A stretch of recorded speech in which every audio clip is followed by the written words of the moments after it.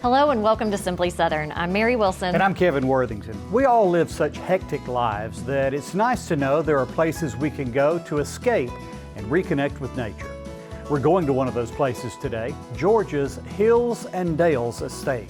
It took 70 years for Betty Gaines Kennedy to become interested in quilting. But now that she's started, she's hooked. Later in the show, we'll introduce you to this Wilcox County Spitfire, and you'll get to see a sampling of her quilt collection. And I'm Stacy Little. Today in the kitchen, we're turning the classic cheese straw into a scoop and bake cookie that's super easy. Y'all stay tuned. It's fairly widely known that farmers use a lot of equipment. From simple handheld tools to combines and tractors, equipment makes the job of farming more efficient and less labor intensive. Over the years, the technology on that equipment has gotten more sophisticated too.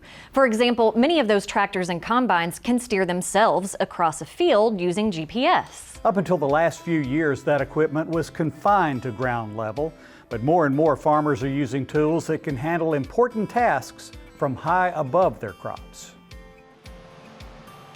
Farming has come a long way from the early days of mule and plow. This is the modern way to apply insecticide or herbicide to a crop, but researchers say this is the method of the future. We're seeing more advanced drones. We're seeing bigger drones with heavier payload. We're also getting more and more advanced workflows and features. For example, we have a lot of irrigation pivot, and so many times we have to manually fly over those pivot. Probably in the next generation of the spray drones, we will have the aircraft AI recognizing those pivot and then can directly control the drone to fly over them instead of us doing it.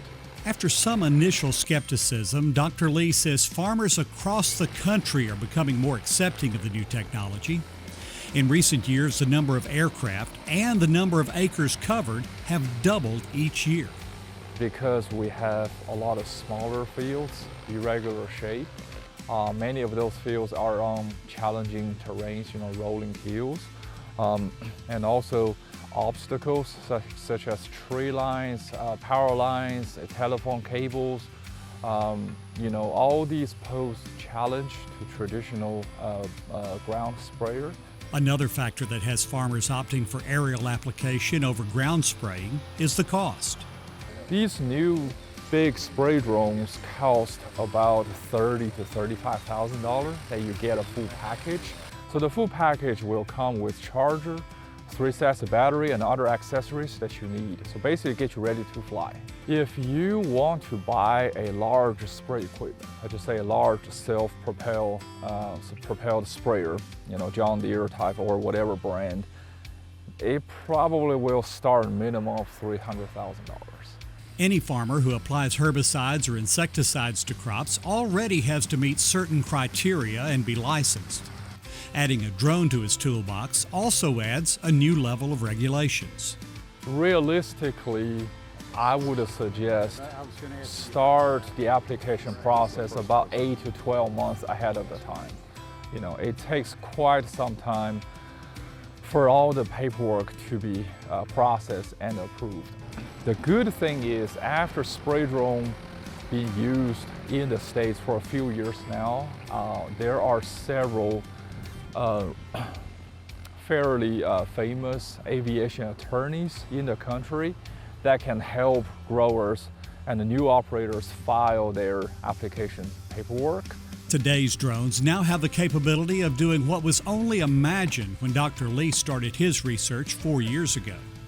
They're bigger, have a larger payload, and are more automated.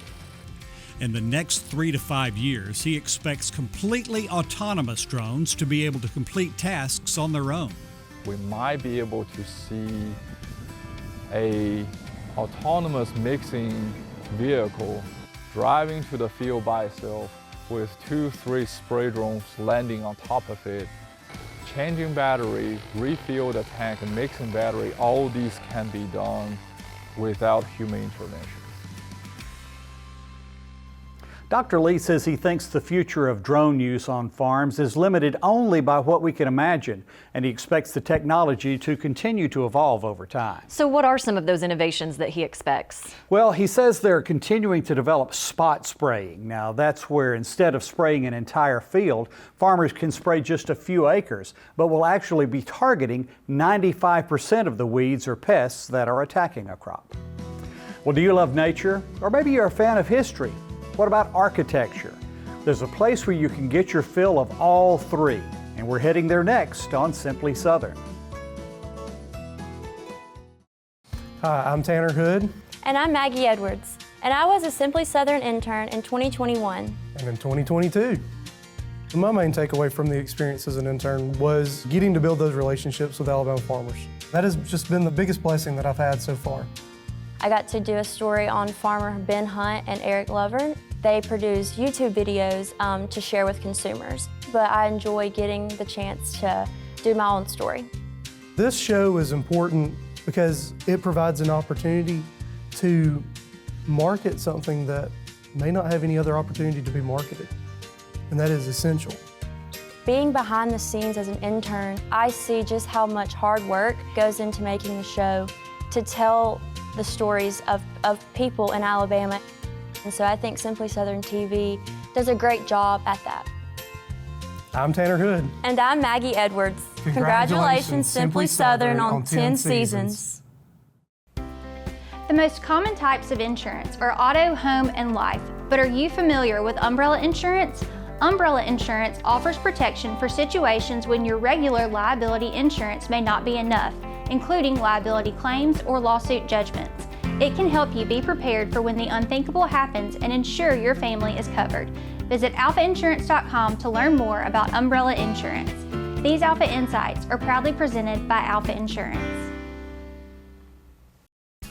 No matter the herd you tend to, or the type of seeds you sow, Farm Bureau Bank understands the lifestyle and financial needs of our neighbors. We're here to help grow traditions, give back to agricultural communities, and offer financial convenience for your unique way of life.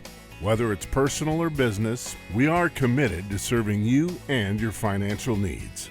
Please give us a call and we'll get started today. A farmer has to live on faith. We do all we can do, but we can only control so much. Alabama is the second largest poultry growing state in the nation, so we're trying our best to grow all the corn we can for that. What we produce not only feeds and clothes all of the United States, but about half of what we make goes on to the world market. We've been able to improve yields, have some things that can help us produce a better crop. I'm proud of the product we make and proud that I can say I'm an Alabama farmer. Want in-depth and up-to-date information about agriculture and forestry in Alabama? Then tune in to the Alabama AgCast, a production of the Alabama Farmers Federation. New Alabama AgCast episodes drop every Wednesday. Listen to learn about a range of topics, from farm programs and trade to animal nutrition and pest management. Just search for Alabama AgCast on your favorite podcast provider or visit alphafarmers.org/Alabama-AgCast.